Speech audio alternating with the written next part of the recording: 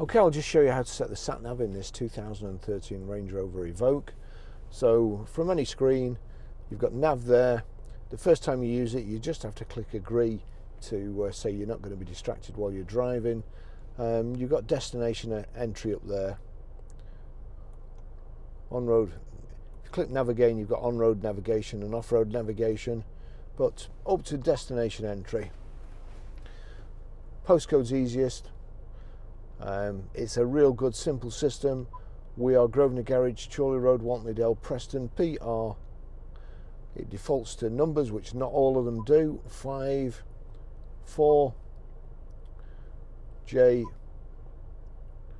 S. So that's PR5, 4JS. It's come up here. Now you have to click OK to select it, and then you have to click go.